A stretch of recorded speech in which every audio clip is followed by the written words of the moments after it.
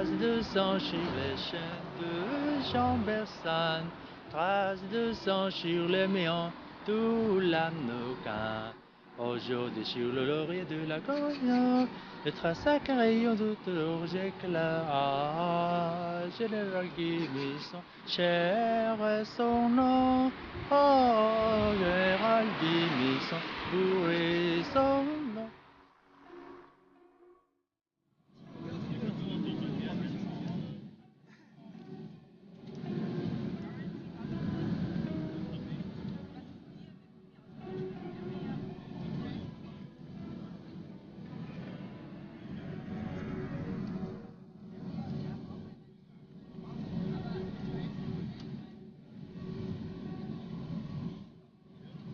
This is a journey like no other.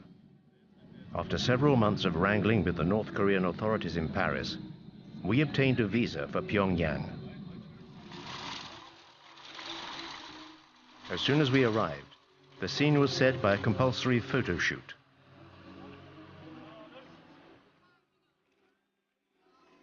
Journalists are kept under close surveillance. To go to North Korea is to accept the presence 24 hours a day of guides who are guarantors of the country's good image.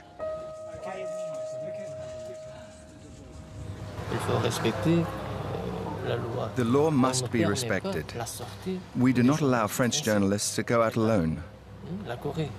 Our country, North Korea, does not like the French. Why? Because they took part in anti-North Korean operations.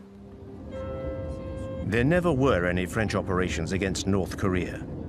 But in Pyongyang's eyes, every foreigner is a potential enemy who has to be closely watched. It's the sworn duty of each guide to chaperone the visitor and regurgitate the regime's propaganda.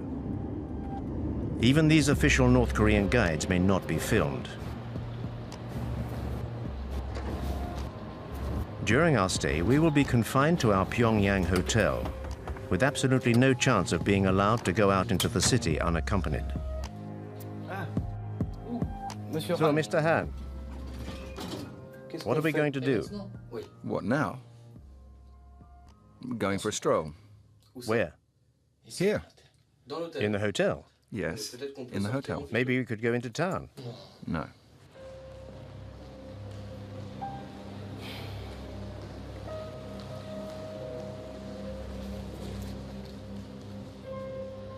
Having spent several hours wandering around the hotel lobby, we finally get authorization to go out. Any trip is pre-programmed and serves the objectives of the propaganda machine. The house where the founder of the nation was born reminds foreigners of President Kim Il-sung's heroic deeds and helps to affirm the family's legend. When she was 14 years old, the president left his native home, Mangyongdae, firmly determined not to return before Korea became independent. Since then, the president led the 20-year-long arduous anti-Japanese armed struggle to a shining victory and finally liberated our country. So our country... Hundreds of North Korean soldiers are taking part in a mandatory pilgrimage to honor the eternal president's memory. From the grandfather, Kim Il-sung, to the present incumbent, his grandson, Kim Jong-un, the leaders are as one in official pronouncements. Well, we now have the respected Comrade Kim Jong-un as our supreme commander. He is exactly like the President Kim Il-sung and the great General Kim Jong-il in his ideal leadership and in his humanity. So our Korea will always emerge victorious in the future too, under the wise leadership of the respected Marshal Kim Jong-un.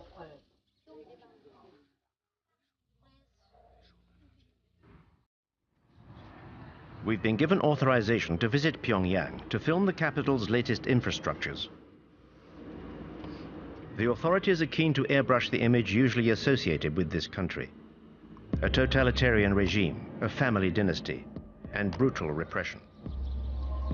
This shiny, brand new hospital is exactly the sort of publicity the regime wants. On the 3rd of November last year, Marshal Kim Jong-un visited our hospital. He was very happy. He said he felt like he was walking into a palace. Look at that chandelier up there, That is our emblem. It represents a woman's bust. This is the room which our glorious leader Kim Jong-un visited on the 3rd of November. Come in.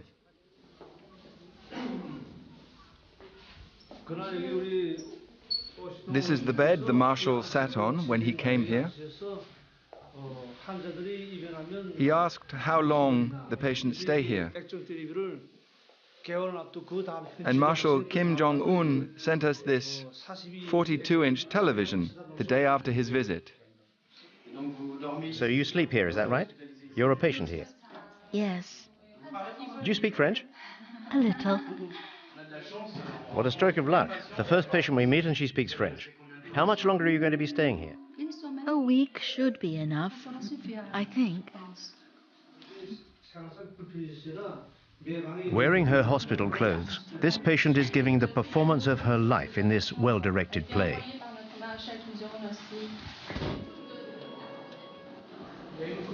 Is that a power cut? But reality soon kicks in again. Do you often have power cuts?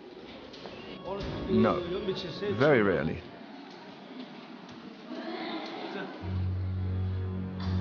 The hospital's employees do their best to remain unmoved by such events. Nothing can tarnish the image of the country and those who run it.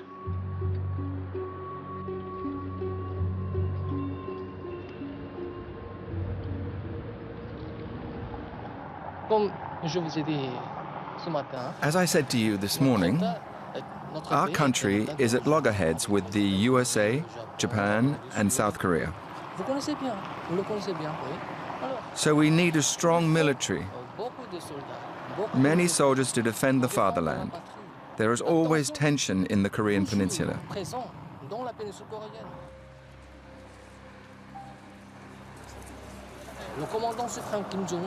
And Commander Kim Jong-un is very young. He has declared, if our enemies dare to light even the smallest fuse of a war,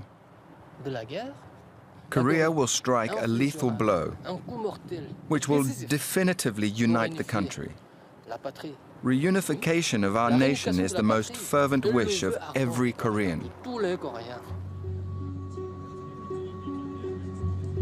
This desire for reunification dates from the end of the Korean War in 1953, when the peninsula was split into two countries. But no peace treaty was ever signed. Officially, the two Koreas are still at war. North Korea was subsequently run by Kim Il-sung until 1994, and then by his son, General Kim Jong-il, who died on the 17th of December, 2011.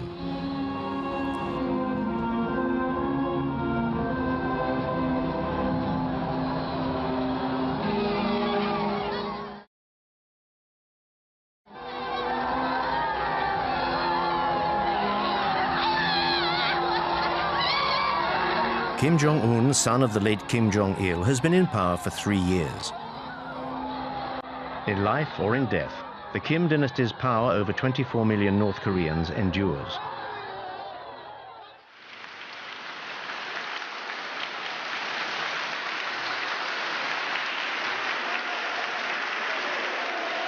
The Kim family is the first communist dynasty in history. The new incumbent was presented to the people as a natural successor. Barely 30 years old, Kim Jong-un was quickly awarded the titles of Supreme Commander and then Marshal, and set about consolidating his power. Kim Jong-un's accession to power gave birth to a new hope in the hearts of the North Korean people.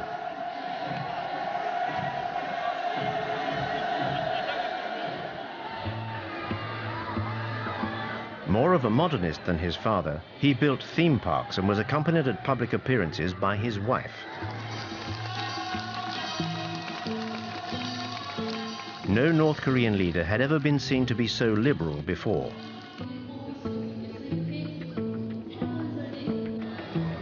Kim Jong-un cultivated his image right down to his posture, which was designed to be reminiscent of his grandfather's. Propaganda has now established him as the third strongman of the North Korean nation. The leader is the country's brain and the people are its body. Our guide is here to remind us of this.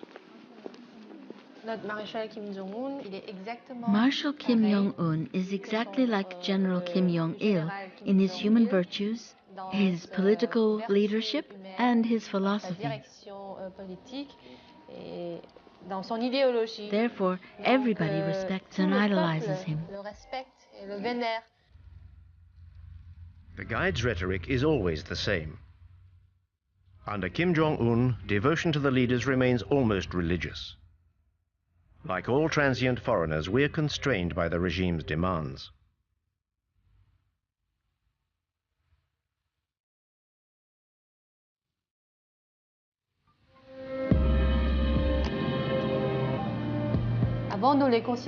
Before, we thought of them as leaders or heads of state. Now, we think of them as our family's fathers, be it children or old people, be it men or women. The entire Korean nation considers them to be our fathers. In his 3 years of absolute power, Marshal Kim Jong-un, like his father and grandfather before him, has become part of the intimate fabric of Korean families. This retired scientist and her granddaughter are typical of this devotion to the regime. What are your feelings towards the Marshal? Like everyone else, I feel that Marshal Kim Jong-un is the embodiment of our destiny. He is our future and a father to us all. You foreigners could never understand how much we venerate our Marshal. The whole Korean population places its future and destiny in his hands. It is thanks to Marshal Kim Jong-un that I am wealthy and can live like this. In fact, maybe you know the song which speaks of the rise of our young nation and tells how our country will be built by the people under the guidance of Comrade Kim Jong-un. Thanks to him, our future will be brilliant and socialism will triumph.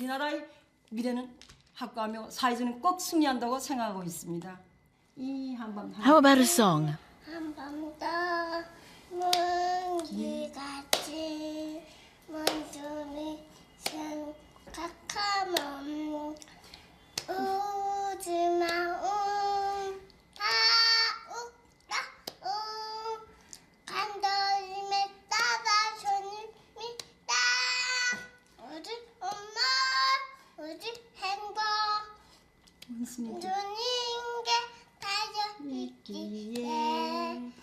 아침 저녁 소원은 하나 원수님의 안녕입니다. You see, even little children miss the Marshal, so they salute him in their songs. Your granddaughter who just sang, she's 2 years old. What kind of future do you want for her? What kind of country will she live in?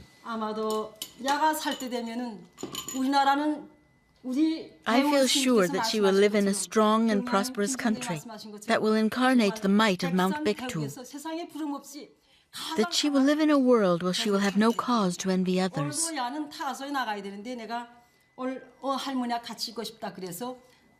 She already goes to a good nursery and will go to the free high school and university. We hope she's going to be a scientist like her grandfather. We would like her to contribute to our nation's developments in science and technology under the guidance of Marshal Kim Jong-un.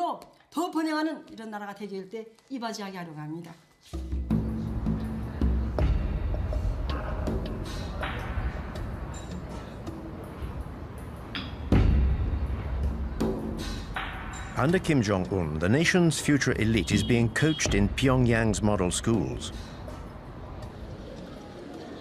Here, the children of families close to the nucleus of power will one day become musical virtuosi. We teach the children piano, but out of 30 pupils, only a few will be selected for the National Academy of Music. Some will become pianists, and others will just become composers or singers.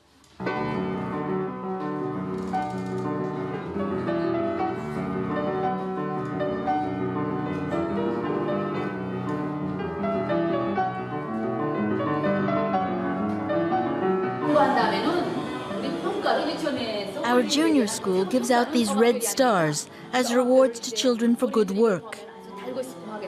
And when they see these stars, it also makes them want to join the army.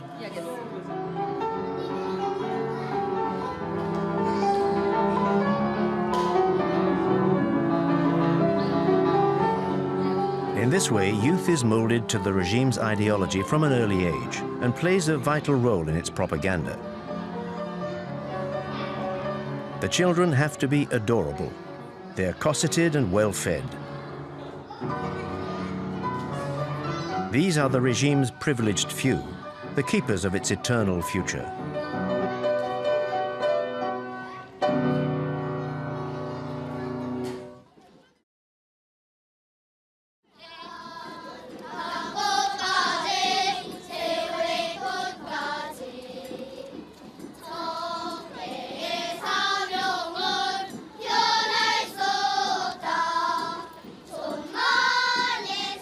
From infant school through to university, devotion to the leader seems unfailing. But all the parades, songs and smiles hide another reality. The images that we filmed in North Korea give no insight into how this enigmatic country really works. Only North Korean refugees who have fled their homeland can genuinely shed light on the country's everyday life. What your footage shows is children who are all at the same level. The ones who lead the parades on the streets of Pyongyang are psychologically groomed throughout their time at school, and usually they have access to better facilities, owing to their parents' position, because it's a privilege to lead parades like this through the streets of the capital.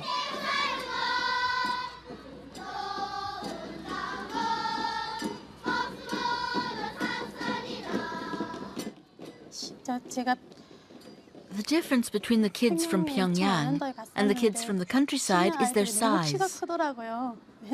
The children from the capital are much bigger than the country kids of the same age. This is due to lack of protein in their diet.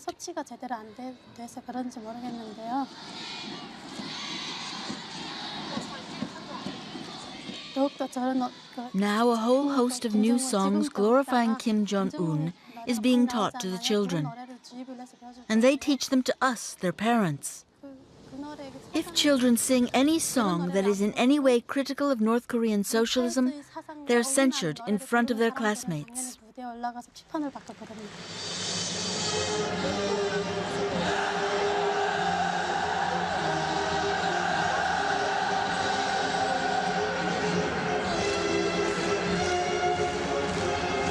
This indoctrination of youth is an absolute priority.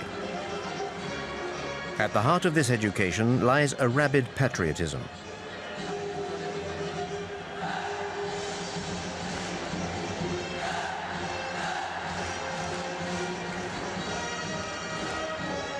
These children are the future of North Korea and have to be ready to defend their nation. These mass spectacles are designed for the North Korean nation to promote its sense of power. These 20,000 young participants are all members of families fiercely loyal to the regime.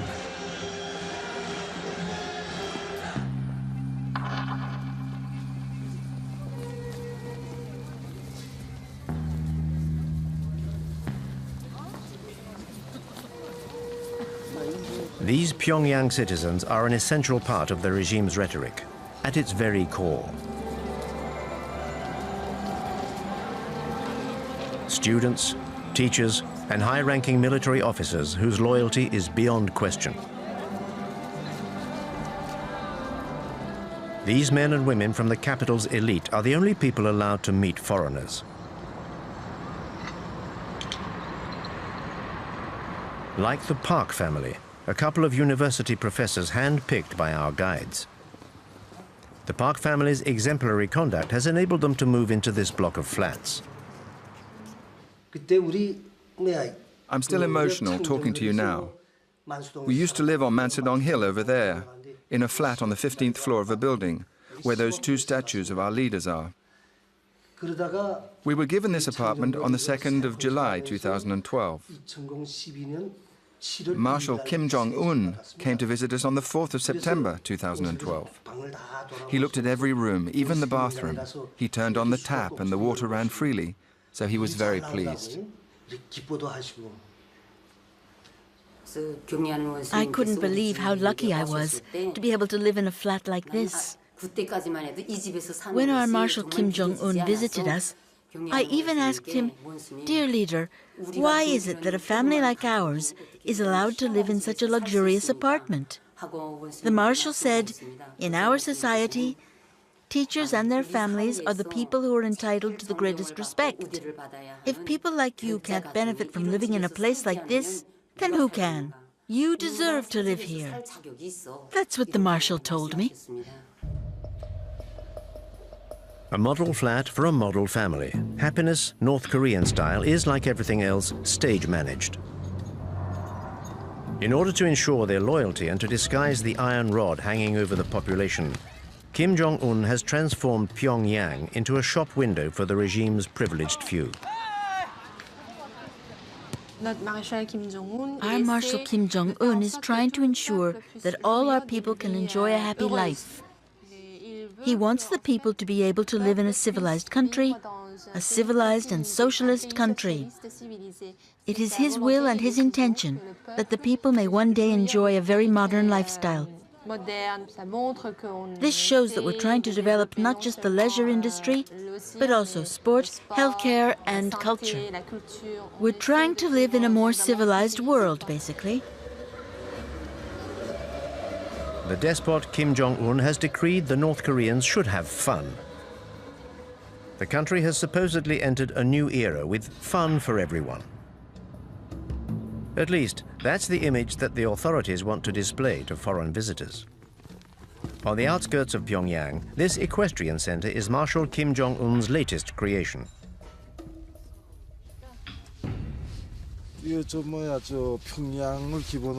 This equestrian center is for the benefit of everybody. Workers, employees, old people, and even small children. Nothing is left to chance. There's no room for improvisation. I'm on my way. They want to see the merry-go-round. Get everything ready quickly and let the others know. We're on our way.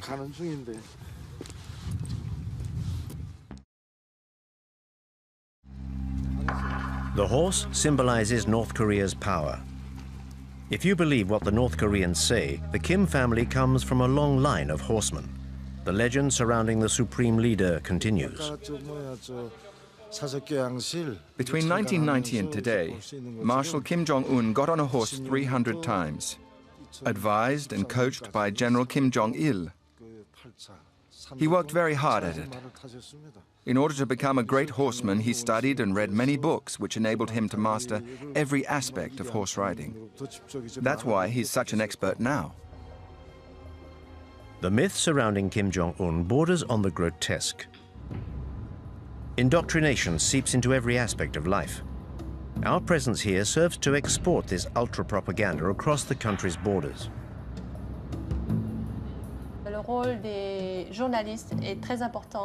The role journalists play is very important. That's why we're taking the documentary you are making of our country so seriously. We hope that you will take what we have told you and turn it into a fair and objective documentary. Part of the schedule for the day is a visit to Marshal Kim's latest folly, a ski resort 200 kilometers from Pyongyang. His time studying in Switzerland gave him a taste for winter sports. The regime has spent $300 million on the construction of this complex. But Kim Jong-un has also achieved his objective of circumventing the embargo on leisure goods imposed by the international community. We have 10 ski slopes here at the Masik Resort, 9 for professional skiers and 1 for beginners. We started building these slopes in May 2013, and we finished on the last day of December 2013. That's what the Marshal required, and we achieved it. Our leader even promoted our resort all over the world.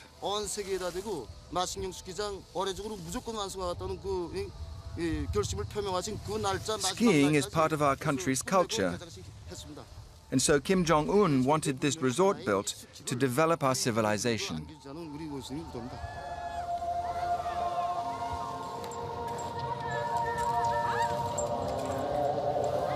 But who in North Korea can afford the luxury of a holiday here? No one is willing to explain the circumstances of their stay here. The resort was designed with the people in mind, and the prices too have been set with the people in mind. In Marshal Kim Jong-un's socialist country, money remains a taboo subject. Only 5,000 North Koreans are estimated to have the means to use this resort.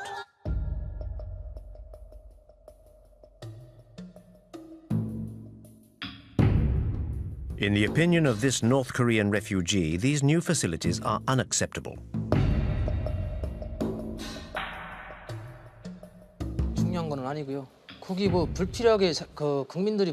It's all so ridiculous.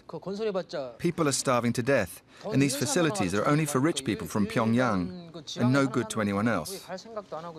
The reality is that people in North Korea are suffering.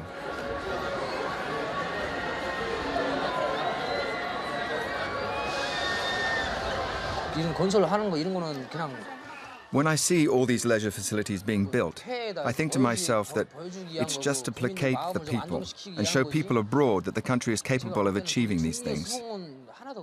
All the money spent on building these things could have been redistributed throughout the population.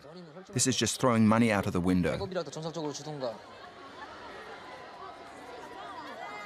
North Korea's economic difficulties do not stop the regime from spending money hand over fist. Every 2 years, Pyongyang puts on a film festival open to foreigners.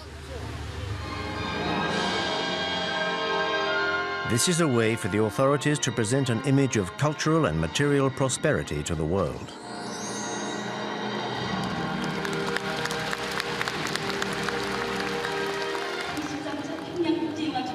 We declare the 13th Pyongyang International Film Festival open.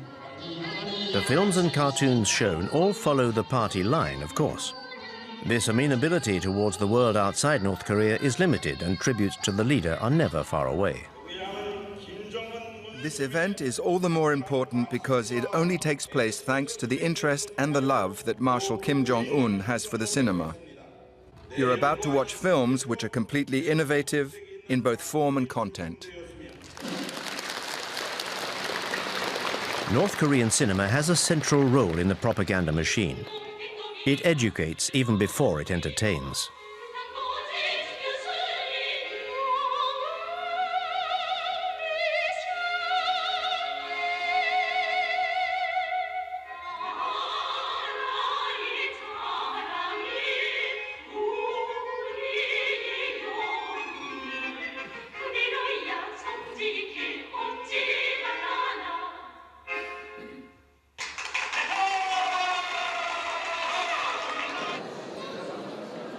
The film festival also allows the regime to present itself in a good light, a message relentlessly driven home by the Ministry of Culture. We want independence, friendship, and peace between peoples. All over the world? Yes, all over the world. A select group of dignitaries and a few foreigners are being treated to a soiree orchestrated by the great and good of the regime.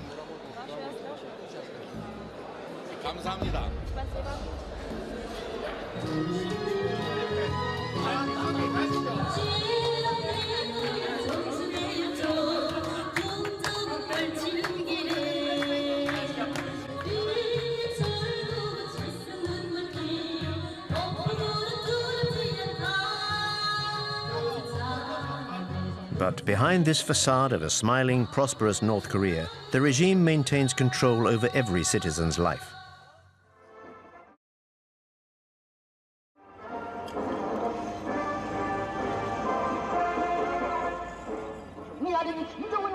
10년사를 끓는 가슴마다에 받아 안고 조소와 일터마다에서 새로운 대한민국을 바라볼 세차를 일으켜 나가고 있는 지금 건설 부분에서도 신의 봉화가 타오르고 있다. 경연 원숭이의 10년사를 넘게 맞들고 송청강 기단식 발전소 건설당과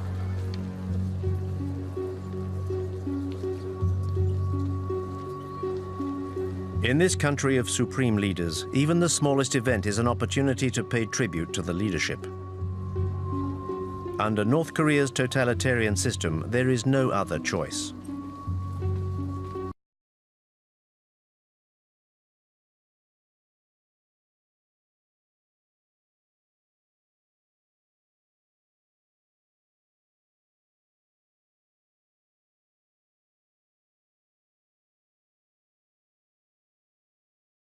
The 60th anniversary of the end of the Korean War, the population of Pyongyang is requisitioned to pay tribute to its army. General Kim Jong-il said, "To safeguard our country, one can live without candy, but one cannot live without bullets." Our guide's words are directly influenced by the Songun doctrine, devised by the former leader Kim Jong-il, which gives the army the dominant role in building North Korea's socialism.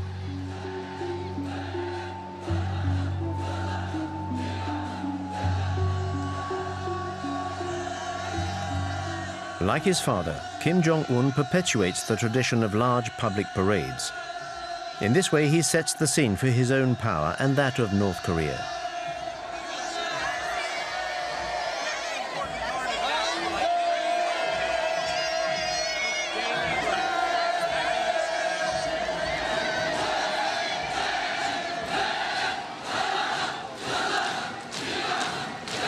The army is the keystone of the regime, with 1 million North Koreans enlisted and a third of the population reservists.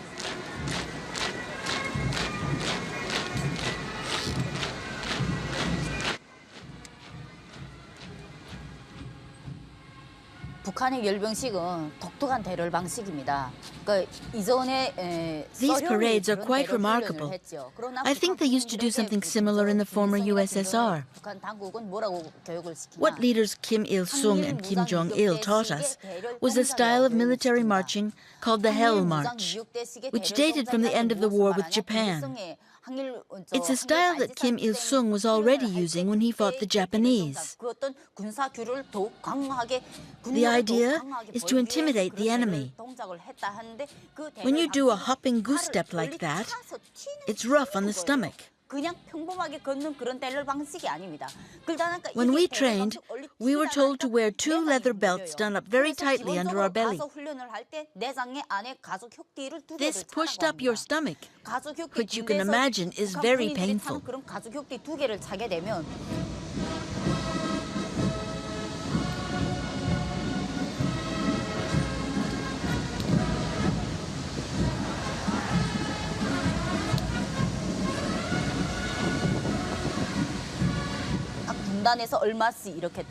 I took part in training for these parades while I was a student at military college. But a few days before the parade, I contracted paralysis in my legs because of the hopping. So I was unable to take part and had to go back to college. The training is extremely hard. It felt like being a prisoner in a labor camp. And in North Korea, not to be able to take part in the parades is very shameful.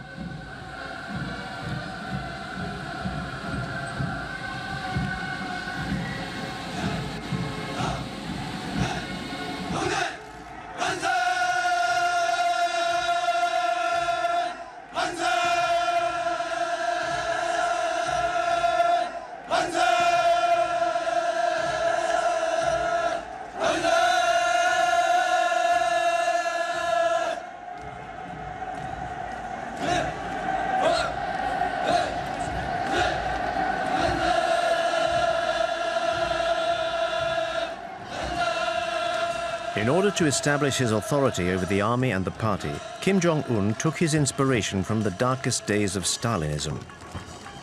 In December 2013, the young dictator began a violent purge of the state's apparatus. Any officials who could have got in his way were brutally eliminated, beginning with his own uncle, Jang Song-taek, who was very influential at the heart of the regime.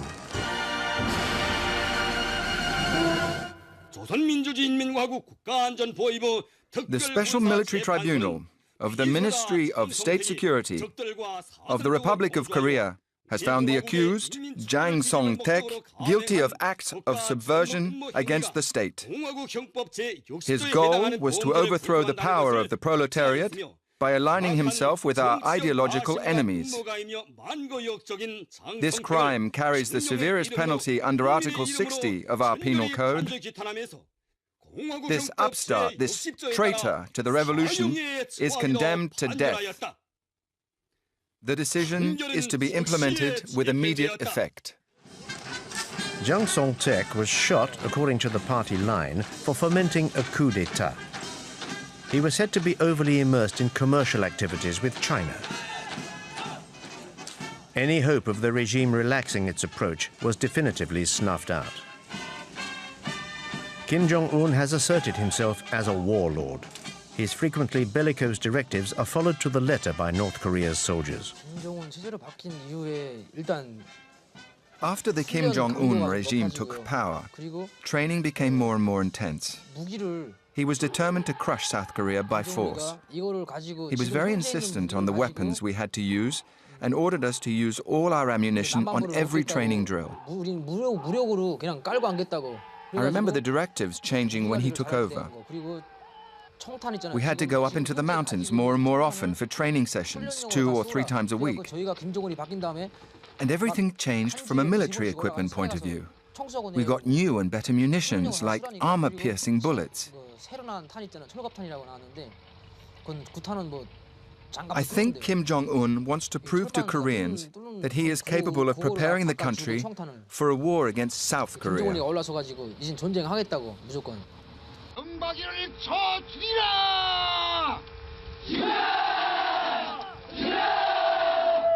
Marshal Kim Jong-un regularly challenges his southern neighbor and enemy. The regime's belligerent rhetoric goes hand in hand with provocative acts such as nuclear trials or military maneuvers. The state needs an enemy to justify the economic priority given to the military. This policy operates with no regard for the population, which outside Pyongyang is still vulnerable. Between 1994 and 1998, the country suffered its worst ever famine, which caused the deaths of hundreds of thousands of people. At that time, I was a soldier, and I had some serious health issues. I'd lost a lot of weight. I remember that opposite my barracks, there was a woman who used to deliver food to the Labour Party cells. I went to see the farm manager and pleaded with him to give me some apples. I said, "Give me an apple before I starve to death." So he said, "You can eat what you like when you're here, but you can't take anything with you. Otherwise, all the other soldiers will end up coming here and your superiors will confiscate your food." I lived on an apple in the morning and an apple in the evening for several months. Nowadays, there are no great famines, but lack of food is still the main thorn in the regime's side. A third of the country's population suffers from malnutrition and is dependent on a public food distribution system.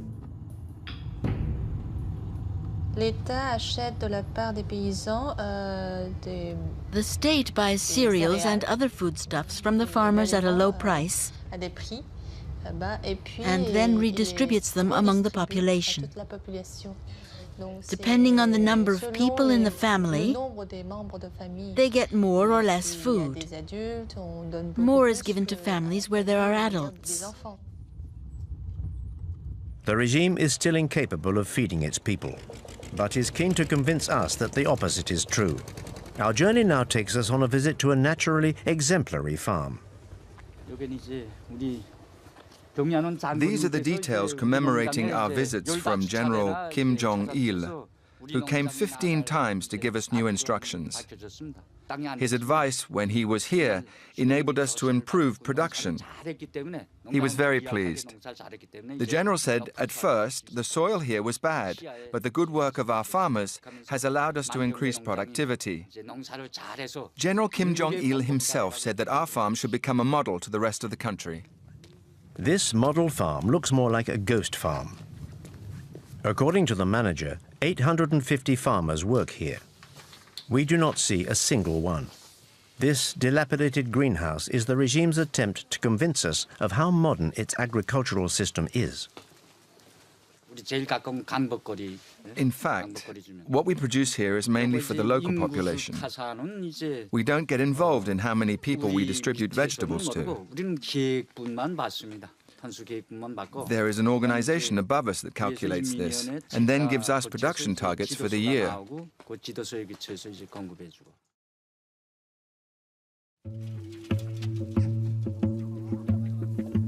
But the targets set by the authorities are unattainable.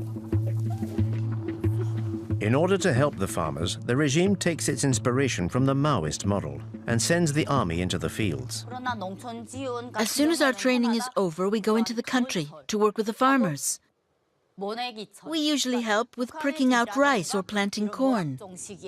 Every regiment is billeted to a farm near its barracks. The commanding officer might say, this barracks, you go to this farm or whatever. After the corn harvest at the end of October or beginning of November, we return to barracks to start our winter training. In March 2012, Kim Jong-un introduced a reform which allowed farmers to keep half of what they grew. But a lack of fertilizer and farm tools prevents the country from being self-sufficient, and this fundamental principle remains out of reach.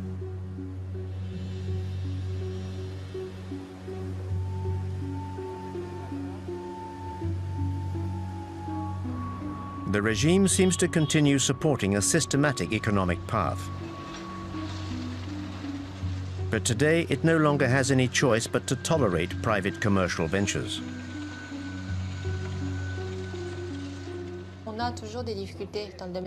We still struggle economically. There are still obstacles to overcome, but under our marshal's leadership, everyone can enjoy a stable lifestyle.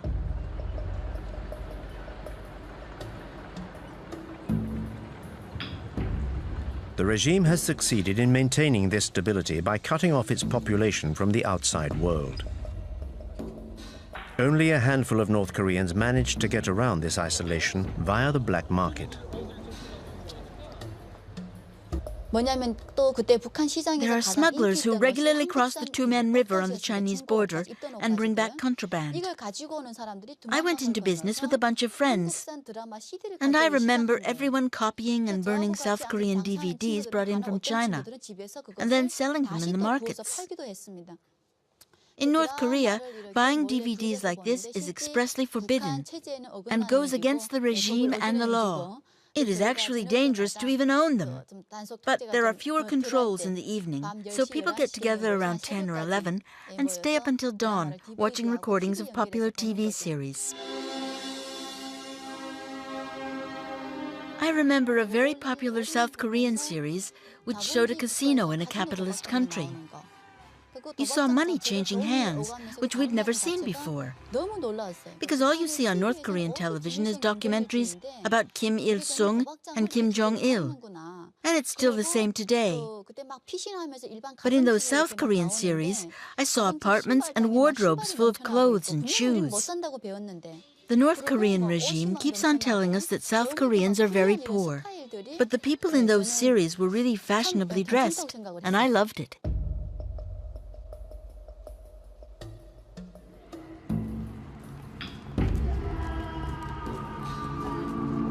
According to these refugees, this new merchant elite could be the catalyst for change within the country. This may explain why control over the population has increased since Kim Jong-un's accession to power.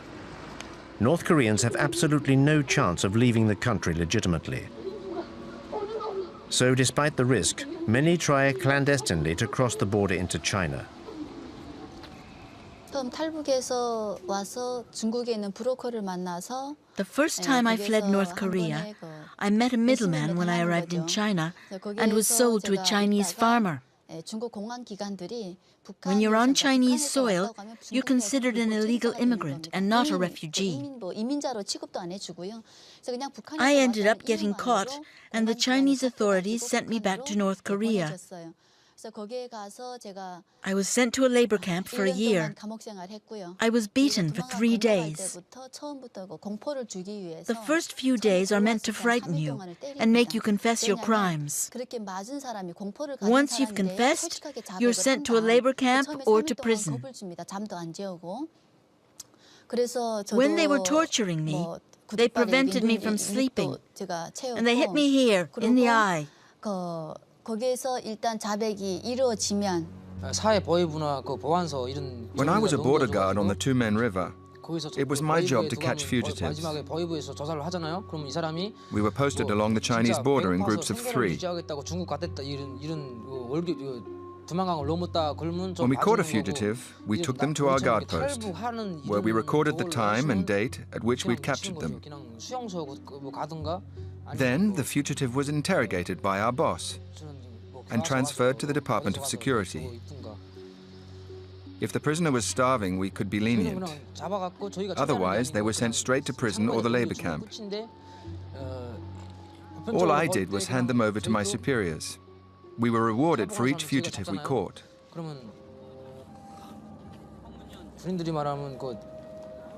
I stopped about 8 people from escaping across the Tumen River into China. If you catch 1 fugitive, you get a medal. If you catch 5 in the same year, the Labour Party awards you prizes and even holidays so that you can go home and see your family.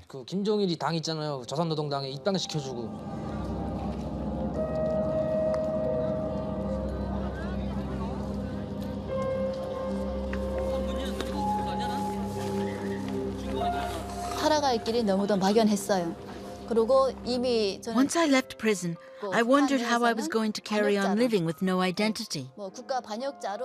I was considered a traitor to the nation, so I had no future in North Korea. I tried to flee a second time. I had obtained contact details for a people trafficker while I was in prison. Thanks to him, I managed to cross the Tumen River between China and North Korea. With the fake passport he made me, I got on a boat to South Korea the following day.